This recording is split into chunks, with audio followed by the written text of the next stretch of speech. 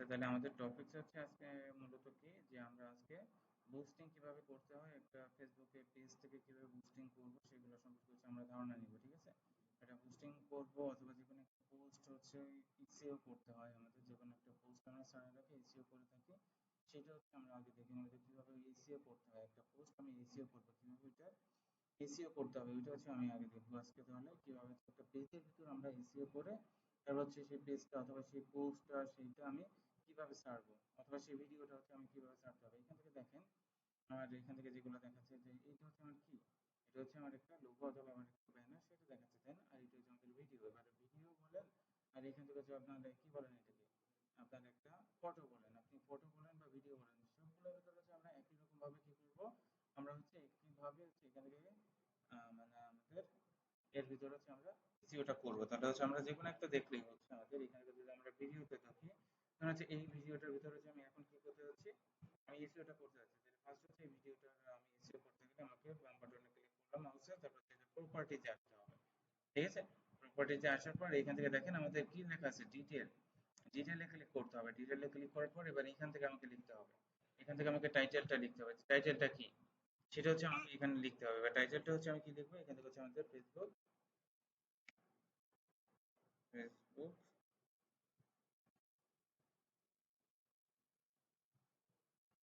Page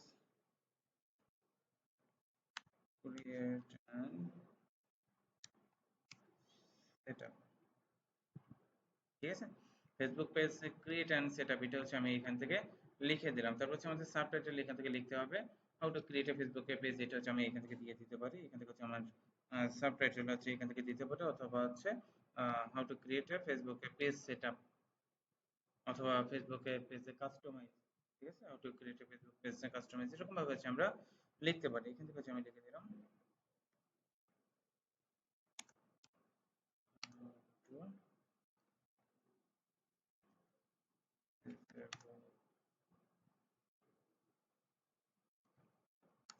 page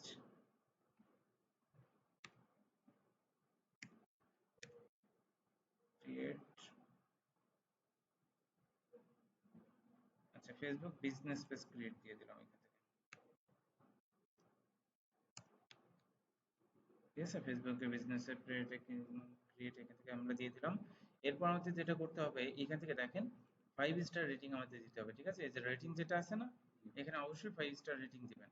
এখান থেকে 5 star rating অবশ্যই দিতে হবে। 5 স্টার রেটিং দেওয়ার পর এবার এখান থেকে হচ্ছে আমাদের সুন্দর কিছু ট্যাগ ইউজ করতে হবে।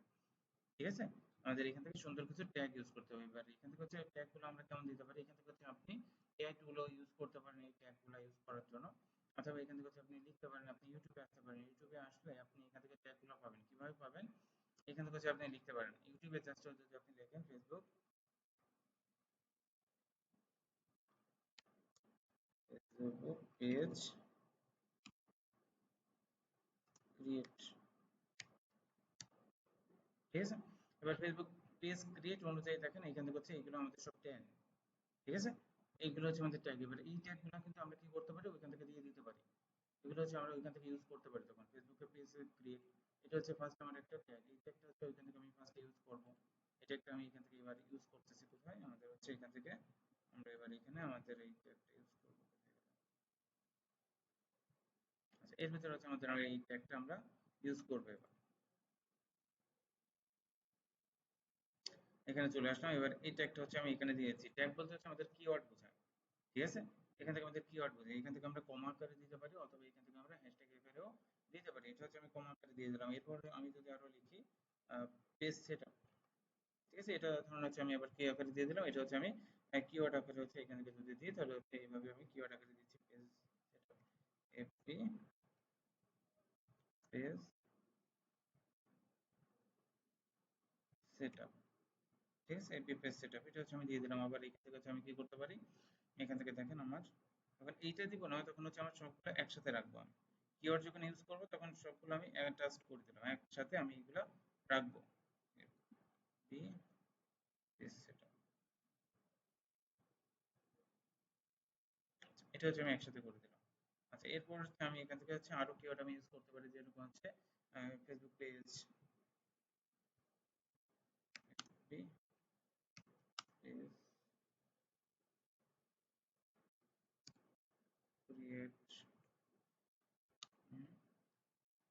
2024। তারপর এখান থেকে আবার দিতে পারি FB business page, business page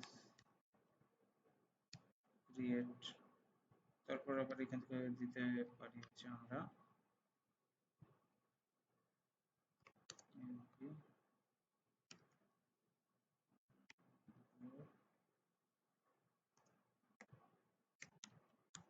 group ক্রিয়েটটা কেন দিলাম, যে আমরা যখন গ্রুপে লিখে সার্চ করবে কেউ, তখন যেন আমাদের ফেসবুক পেজটা ক্রিয়েট হয় তাদের সামনে যায় কিওয়ার্ড হিসেবে, ঠিক আছে, ওইখানে যেন যায়, এই জন্য হচ্ছে আমরা এটা দিয়ে দিলাম আমাদের কিওয়ার্ড। হ্যাঁ, এটা সার্চ করলে যেন আমাদেরটা এখানে তাদের সামনে শো করে, এই জন্য হচ্ছে এখান থেকে দিচ্ছি, ঠিক আছে, এটা দিয়ে দিলাম। আচ্ছা, তারপর হচ্ছে এখান থেকে আমরা আরো কিওয়ার্ড ইউজ করতে পারি, যেরকম হচ্ছে এখান থেকে Facebook live page,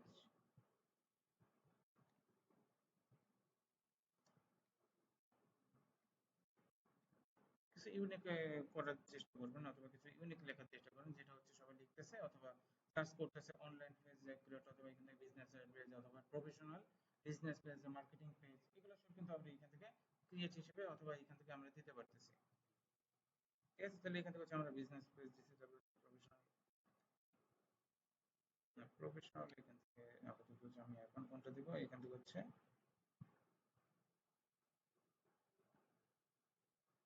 business page, e commerce page, digital, digital marketing.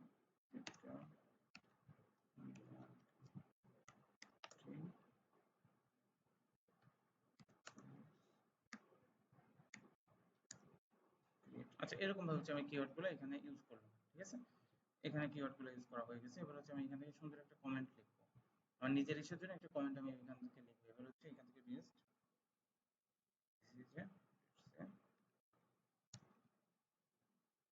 এখান থেকে হচ্ছে আমি এবার লিখতে পারি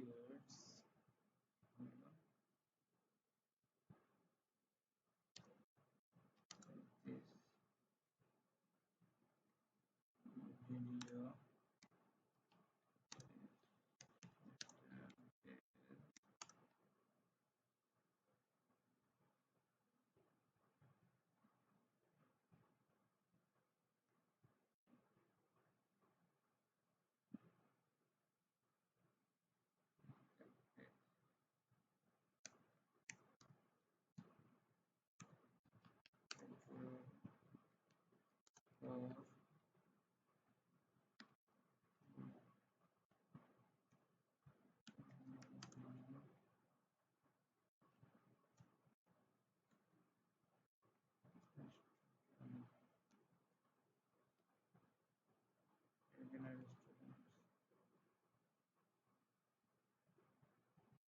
এরকম ভাবে হচ্ছে আমি লিখে দিলাম বিভিন্ন স্টুডেন্ট, এরকম হচ্ছে আমি একটা কমেন্ট এখানে করে দিলাম, ঠিক আছে, কমেন্ট করা হয়ে গেছে। এবার নিচের দিকে চলে আসি, নিচের দিকে দেখেন আমাদের আরো অনেক কিছু আছে, যেমন ইয়ার, আপনি এখান থেকে হচ্ছে মিডিয়া, এখান থেকে হচ্ছে আপনি ইয়ার দিতে পারেন, তারপর হচ্ছে জেনারেল দিতে পারেন, এখান থেকে এগুলো আমি কিছু দিচ্ছি না।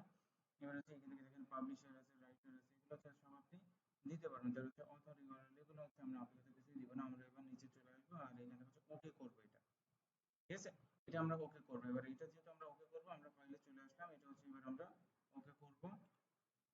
এবার ওকেতে আমরা ক্লিক করলাম, ওকে, ঠিক আছে, ওকেতে ক্লিক করার পর এটা হচ্ছে দেখেন আমাদের এই যে কি হয়ে গেল, এটা আমাদের কমপ্লিট হয়ে গেল। এবার এটার ভিতরে আছে আবার যাবো আমরা, যে আবার প্রপার্টিজে আমরা ঢুকবো, প্রপার্টিজে ঢোকার পর এখান থেকে ডিটেইলে আমরা আবার আসলাম, আসার পর কারণ এটা কেন আসতেছে, আমরা এটা দেখতে চেক করে যে এটা আমাদের সব ফুলফিল আছে কিনা, এটা মাঝে মাঝে চলে যাবে, এই জন্য কি করবেন, যে চলে যদি যায় তাহলে আপনি এটা আবার কি করবেন, আবার এখানে পোস্ট করবেন, ঠিক আছে, আবার এখান থেকে যা যা লিখছিলেন ওইভাবে সুন্দর করে লিখবেন, এখানে কিন্তু আপনার 5 স্টারই আছে, ঠিক আছে, এখানে যা যা করছিলেন সবকিছু এখান থেকে আপনার আছে, তাহলে ওইগুলো হচ্ছে আপনি এখান থেকে দিয়ে দিচ্ছেন, দিয়ে আবার কি করলেন, ওখান থেকে হচ্ছে তখন ওকে করে দিলেন, যখন ঠিক থাকতেছে তখন তো প্রবলেম নেই, যদি না থাকে তাহলে হচ্ছে ওকে জায়গা তখন অ্যাপ্লাই করে দিবেন।